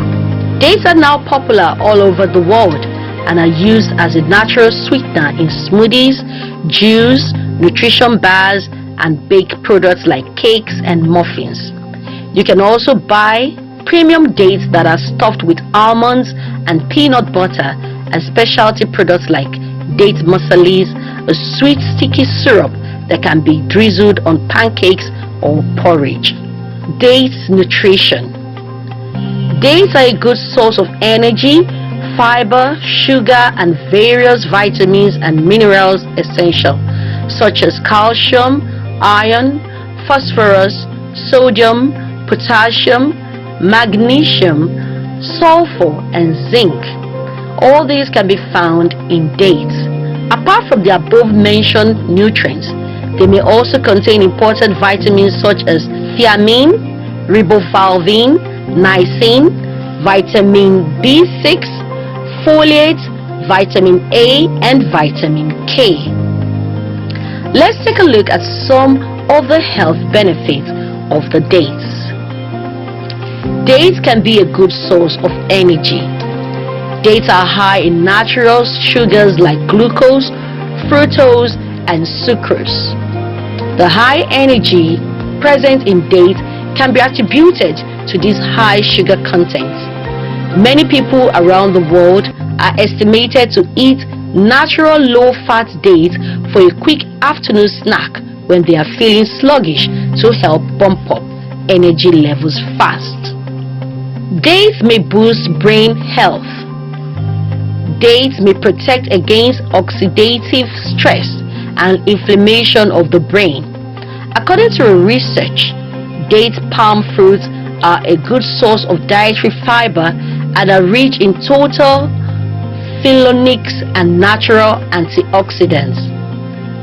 The presence of this polyphenolics compound may potentially help slow the progression of Alzheimer's disease and dementia. Dates can potentially relieve constipation. In traditional Tunisian medicine, dates are used for treating constipation. A serving of 100 grams of dates provides 6.7 grams of dietary fiber. A 2005 study published in the Journal of Agriculture and Food Chemistry also suggests that these dried fruits have high levels of dietary fiber and insoluble fiber. In particular, the insoluble fiber found in dates may potentially promote healthy digestion by bulking up the stool and may also help in relieving the symptoms of constipation. Dates may prevent heart diseases. A study by Wassim Rock et al. In the Journal of Agriculture and Food Chemistry concluded that consuming dates was effective at reducing triglyceride levels and decreasing oxidative stress, both of which are risk factors for heart disease and the buildup of fatty plaque in the arteries. Dates can potentially treat sexual dysfunction. There are many benefits of dates for men, but this makes for one of the most important ones. In 2006, an animal study revealed the effects of date palm pollen and its oil on sexual functioning, reporting that a high level of estradiol and flavonoid components in dates help in increasing sperm count and motility. Another study conducted in India states that the date palm pollen may have been used to treat male infertility in traditional medicine. Therefore, if you're looking for an easy way to boost your libido and sexual function, you may consider consuming organic dates. However, consulting with a trusted medical practitioner before trying is strongly recommended to determine the best course of treatment. Dates can aid bone health improvement. A publication by Julie Garden Robinson, PhD, and colleagues of North Dakota State University suggests that dates contain boron, which is among the nutrients that promote healthy bones. A study published in the Journal of Critical Reviews in Food Science and Nutrition suggests that significant amounts of minerals such as phosphorus, potassium, calcium, and magnesium found in dried fruits may make them a superfood for strengthening bones and fighting off painful and debilitating disease like osteoporosis. Organic pitted dates may contain selenium, manganese, copper, and magnesium, all of which may aid in managing bone health, and particularly among older adults. Dates may promote healthy weight gain. According to USDA, dried fruits are high in sugar along with proteins and many other essential vitamins and minerals. They are also high in fiber, which can aid in weight management. Dates are easily available in grocery markets and make for a healthy and delicious snack. Dates may also promote natural labor. Eating dates may help promote natural labor and also ease late-term labor for pregnant women. A 2017 study published in the Journal of Obstetrics and Gynecology found that 154 pregnant women, when giving dates, did not need to be induced for labor with prostaglandin and oxytocins. Dates also did not have any adverse effect on the mother and the child. Another study found that eating 6 dates daily for 4 weeks before labor significantly reduced the need for labor induction. There are several ways to inculcate dates into your diet. Apart from eating them as they are, people consume them in several other ways. You can make into a paste and mix with milk and yogurt. You can also use the dates paste as bread spread as a part of a delicious, healthy breakfast. You can make dates into crumbles and use for cereal and porridge. You can also use date sugar, which is the dried variety, grounded into tiny pieces. Although these dried fruits carry tremendous nutritional value, great care should be taken in their selection because of their surface, which is always very sticky, which may attract various impurities.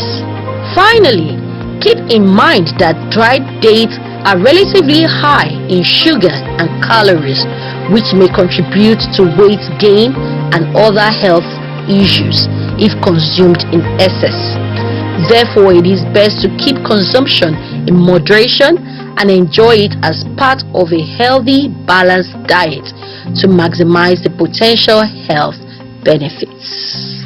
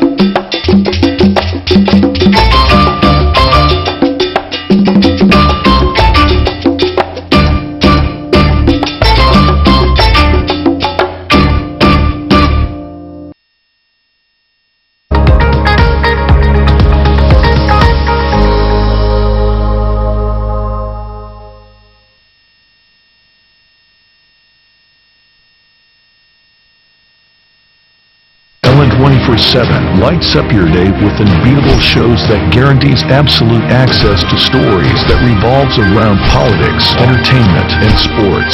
Breaking news, plus detailed reports and analysis. At Ellen 24/7, where the story goes, we go.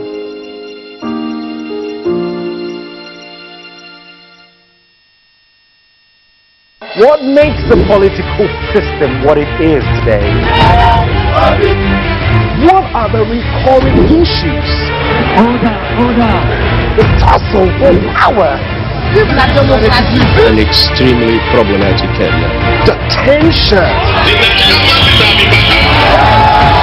The instability of the system. Join Ellen 24/7 as we take you inside the local and international political arena in the world of politics. Apologize for saying that I was corrupt. I'm not here to call out his lies. Everybody knows he's a liar. Watch politics now on Ellen 24/7. Don't miss Politics Now on Ellen 24/7.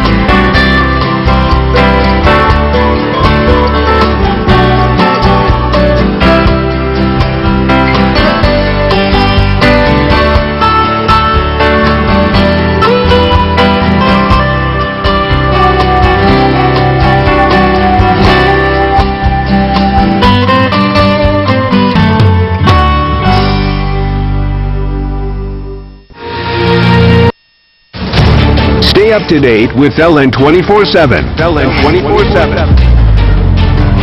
With news, politics, business, sports, and more on LN 24/7. Where the story goes, we go.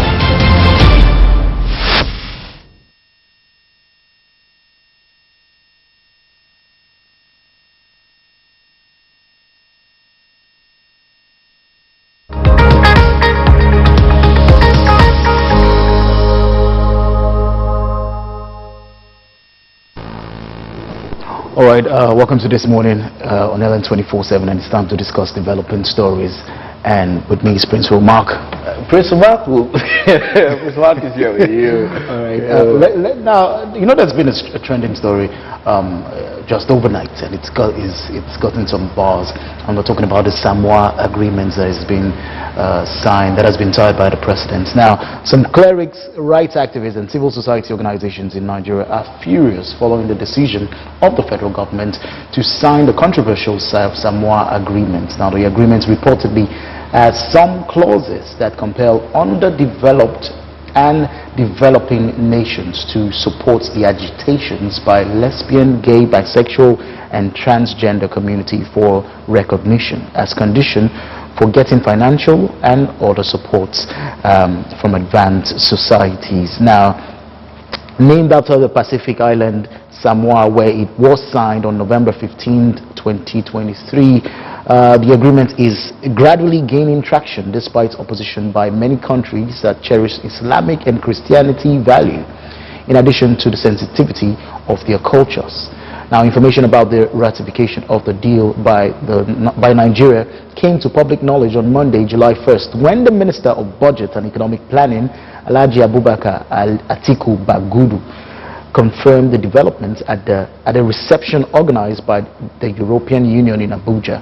Now, but when contacted on Wednesday, Bagudu's media assistant Bolaji Adebiyi said the document signed by the federal government, which the Minister of Budget made reference to during the reception by the EU, were strictly for economic development of Nigeria. He said nowhere in the document were LGBT or same-sex marriage mentioned, even remotely and emphatically, stating that it would be wrong for anyone to imply that Nigeria had accepted those tendencies. Now, he insisted that Bagudu signed was in relation to the $150 billion trade components. Now, when contacted yesterday to know whether they were aware of recent controversies surrounding the Samoa Agreement, Kamarudin Ogundele, who is the spokesperson of the Attorney General of the Federation and Minister of Justice, Lateef Olasukomi Fagbemi San, said he had to make some findings. Now, it seems like they're not even aware of this particular, of the clauses that are in the agreements. Now, let me just read you part of the clauses. In Article 5, Article 2.2, Article 2.5 of that particular agreement, now it reads, the parties shall systematically promote a gender perspective and ensure that gender equality is mainstreamed across all policies. All policies. So whether it's financial policies, whatever policies that we are enacting in the country, there must systematically. Now, the word that caught my attention here is systematically promote. It seems like it's secretly promotes, or promote in a way that it is unnoticed. Promotes a gender perspective and ensure that gender equality is mainstreamed across policies. When we're talking about gender perspective, we know what it is. It's clear to even a child. Yeah, gender perspective is clear to everybody. You know, first off, you sign the document without actually going through it, without understanding what the document is about and what it is that's in the document.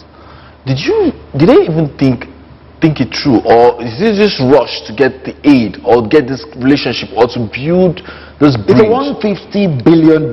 That is all they saw. You know, the thing is, I said it earlier to Coco, and I said we live in a world where Africa, or in a continent rather, where our leaders in Africa just want, they care more about the relationship they create with the West. They care more. than how their people Yeah, fare they care in more their about the relationship. They care more about their image. How do they see me? If I don't do this, what would the other countries think about me? More than what they actually think is right, and more than what their people need. You are going out to sign a document, you know, to help the economy of your country, but you didn't go through it. All you care about is $150 billion involved in it. So what happens when you signed? Now you've somehow systematically signed in a document that is not supposed to come to Nigeria. I really do not want to believe that, because it will be saying that this particular administration or this particular government or the president himself is displaying ineptitude when signing this particular document without going through that particular document. At the end of the day, if you think about it, you find out that it's the greed. Greed will just cloud your judgment. I don't want to say that they did not know the details of this particular document, because before you go sign this document, people would scrutinize it. You have aides that should scrutinize it, and there is time. It's time. The 150 billion, I always say the West or all of these countries, they do not hand you aid without subtle chains to tie you to them. Yeah, without something, getting back something from you. So what is that thing? Maybe we've really not understood this geopolitics game in Africa. We really are not understood that the moment you start opening your arms to these people, they don't come for free. They come to take something from you. Africa is endowed with so much, and everybody just wants to take. And they come in the guise of aids. Come in the guise of, okay, I'm coming to help you. Do we look like we need your help? What's the picture? What picture are you painting of Africa? I'm sure the thing is, most times they go out there, they paint a picture of Africa as an impoverished continent. Please, before you go on, let's open the phone lines and hear what Nigerians have to say. Come on, call in. Let us know what you think about this particular Samoa agreement that is being signed, and the clauses of strategically promoting gender perspective. Strategically.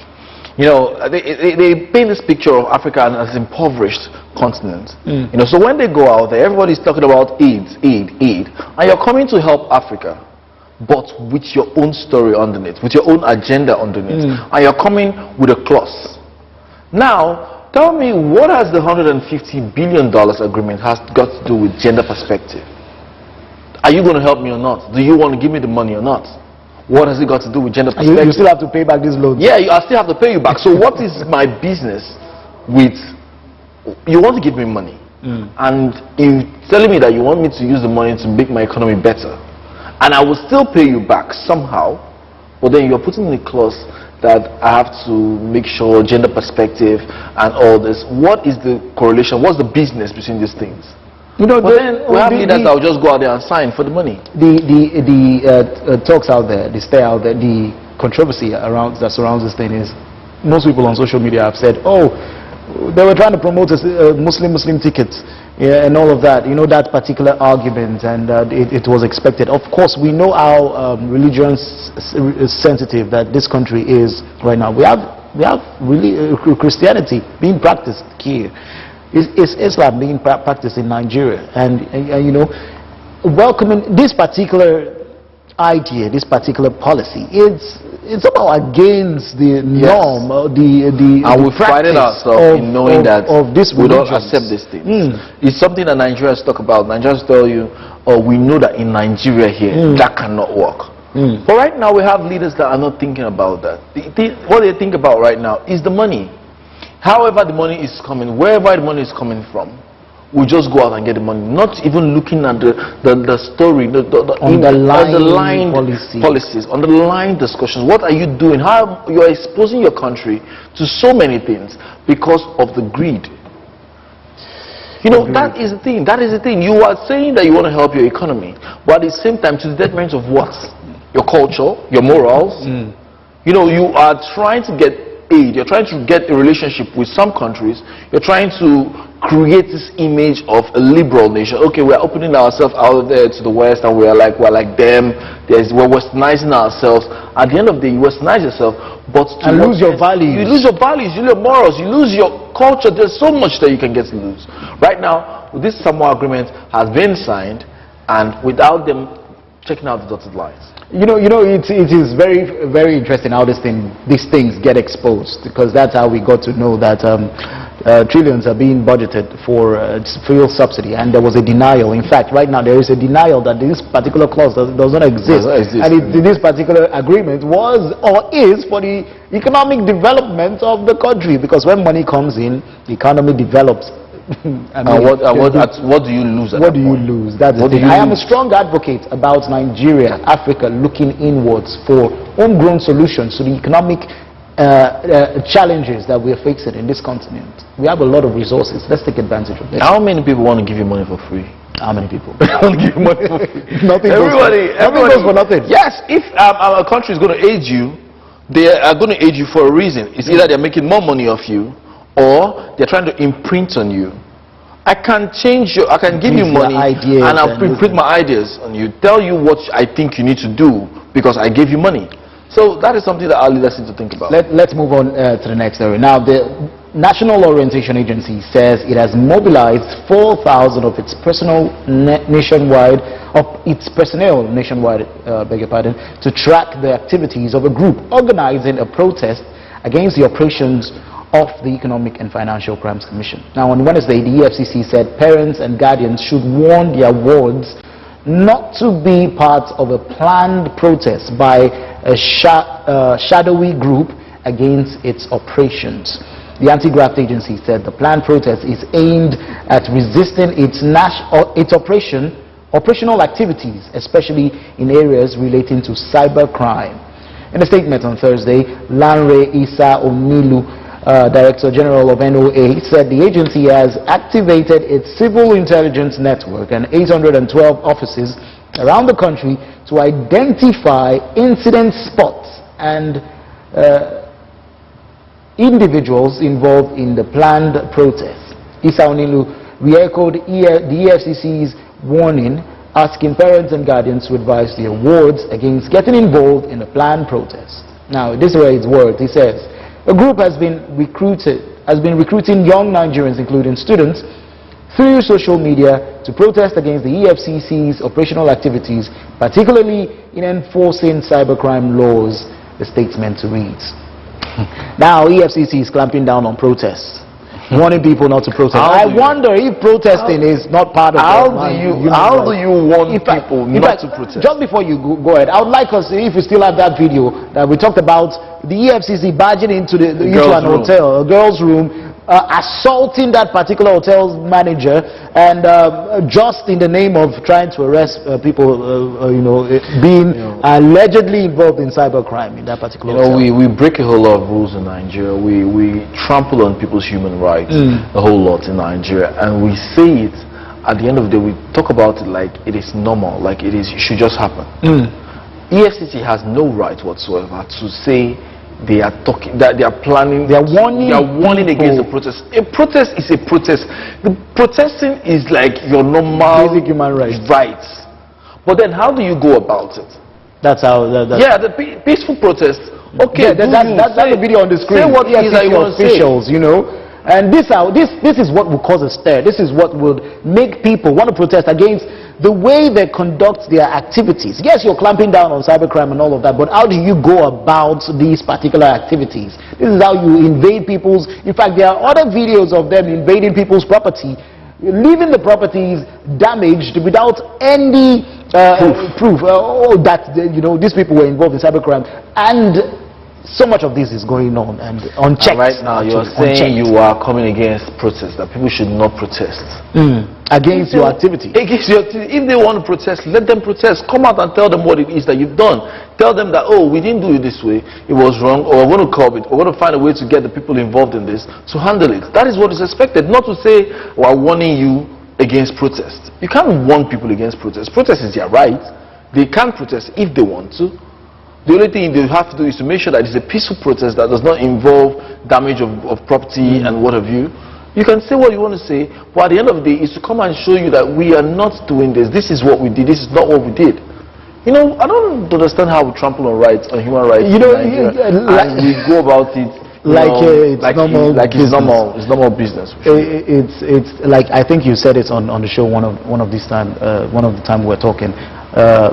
the premium placed on the lives of Nigerians, the premium placed on the rights of Nigerians. Nigerians have rights. They have right to protest. They have a right to call out the government if they think that the government is not performing well. They have right to call on these agencies. These are agencies set up. They are set up to serve the people. So these people are saying you're not doing well, and you're warning them that do not speak against, do not protest against. So it's very funny. I pay you with taxpayers' funds. I pay you to serve me, and then I find out that you don't serve me in a way that I like. I have a right. Oh, that's not even that I like. That is right. That is right. And then I come out to say, you are not doing the right job, the job I told you to do. The way you're going about the job is not the way it should be. And you're telling me, don't complain. Don't complain, sir. You've already employed me. I'm doing my job. I'm doing my job. It's very, very wrong. It's very, very wrong. I think we need to do better. They should be allowed to do whatever. If they're going to complain about the operation of the EFCC, they have a right to. Because yes, the EFCC is out there to serve Nigerians. If there's something that's wrong, like this video we just saw, allow them express, allow them talk about it, and then come out, hold a meeting or a press conference or whatever. You can even call these young people. You said, I think they're implying that they know these people organizing this protest. Why not reach out to them? Reach out to them. Exactly. Organize a town hall meeting or whatever. Sit down with them and tell them what it is, and tell them the things that you will not do going forward. Not to enforce and tell them, oh, I'm warning you against this. I am warning you. Do not do this. What do you want to do about it? That is. I think this particular thing about dialogue. It's really not really lost in Africa. It's lost because that is exactly what has driven Kenya to where it is. They had to come out and protest a lot before the president even said, okay, I'm ready to even dialogue with the youth, young people. And young people said, we are not even ready to dialogue anymore. After killing a whole lot of people. Yes. So imagine. So you're clamping down on these people. Sent out police to shoot them. Live ammunitions were used, Then you're coming back after to say, okay, let's dialogue now. We need to do better in Africa. I think we need to do better in Nigeria. People have rights to call out the government. People have rights to call out these agencies. People have rights to demand for things to be done properly and in the right way. People have rights. Nigerians do have rights. These young people, their voices are even louder now. Voices are louder. And you should listen. You should listen. We talk about this Japa syndrome and how Nigerians, travel, move from Nigeria to other countries, and how our young people are no longer staying in Nigeria, they're moving to other countries and all. But at the end of the day, when you find out that the reason is very, very simple. All right, when I was traveling down to for the African Cup of Nations. Okay, let's take this call. I think we have just one call. Hello, Ultimate from Jos.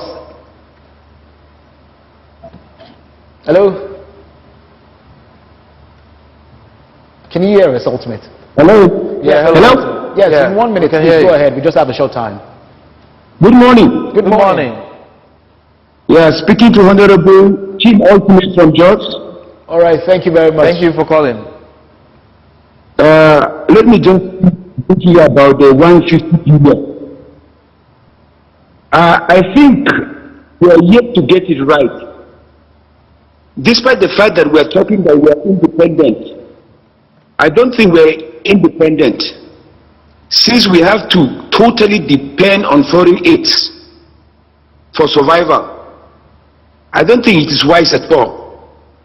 People go into signing documents without knowing the intricacies or what is behind it.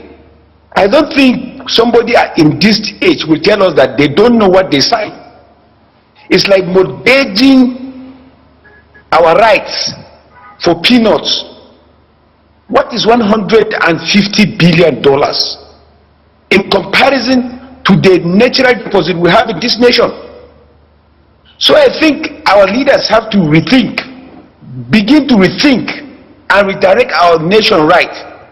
But what is really happening is that we are seriously driving ourselves towards a catastrophe that is not only going to consume us this generation, but generations yet unborn.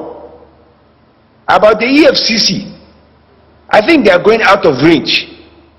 They must have respect for human rights. They must have respect for people's rights, especially the rights to speak out, rights to protest. They must be respected. All right, thank you very much. I think that's my own take. Thank you. Very much. Good morning. Thank you. Good Thank morning. you very much. Thank you. Thank you for we calling. need to wrap up right now. Prince Will, it's been an amazing discussion with you. Thank you very much for coming on the show. And also thank you to all our viewers who have stayed all through this morning on LN 24/7. Until we come your way again next time, do have a lovely day.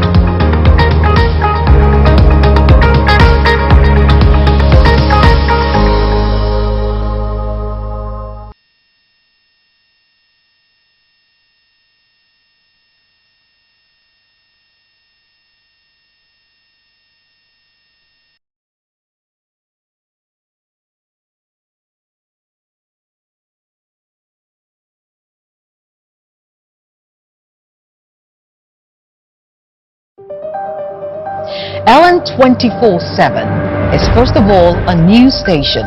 We'll continue with updates from the just concluded governorship in the southeast has raised questions if INEC will be able to conduct elections. With a core team of over 40 correspondents spread across Nigeria.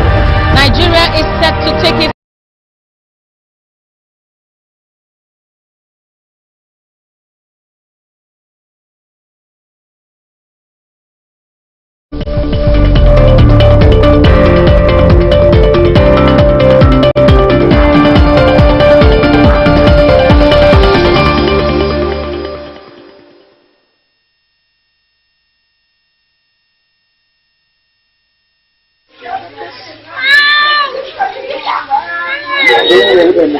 This is not the cry of a woman in labor.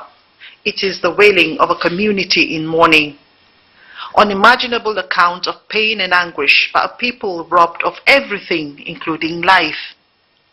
This father has lost his son. He was a student. He shows us his ID card.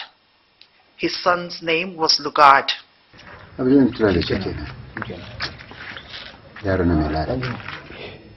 He was a good child. He was well behaved. I wish I was the one that was killed instead of him. But now who's going to bury me when I die?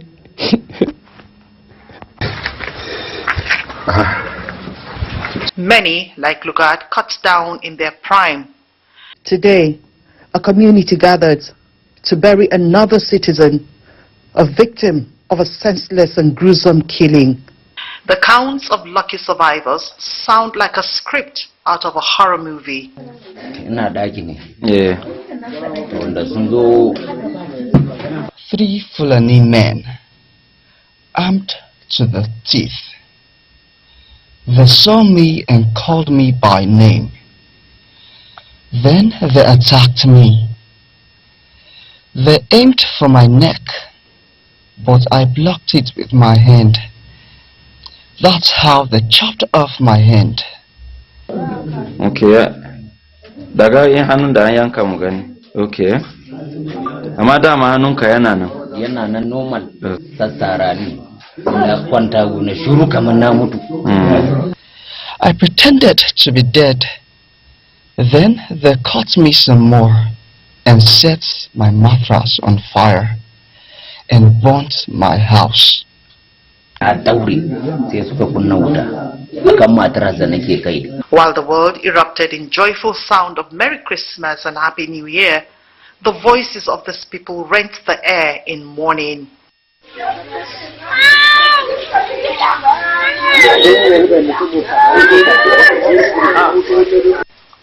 That was 3 days to Christmas. It turned out to also be the eve of days of wanton destruction on an unimaginable scale, as people were mauled down, women and girls raped, families forcefully ripped apart by death. Gentlemen, you will agree with me that only a deliberately orchestrated and carefully rehearsed capacity can deliver such capability. You will also agree that it is not possible to attain such a level of militancy without the knowledge of the authority. In July 2016, our first-class paramount chief was murdered.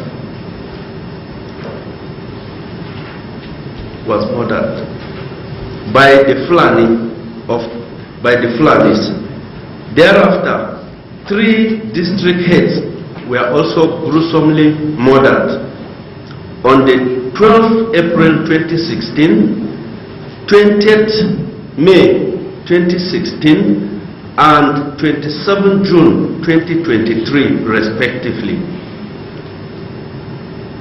These ugly scenarios have been consistent, isolated killings, kidnappings, rape, and other heinous crimes. It is important to note that at the moment, over 82 villages have been attacked and some sacked of their inhabitants, where their properties have been burned or looted and their farms grazed upon by Fulani raiders, protected by well-armed Fulani militias. Many churches, schools, business centers have been wiped out.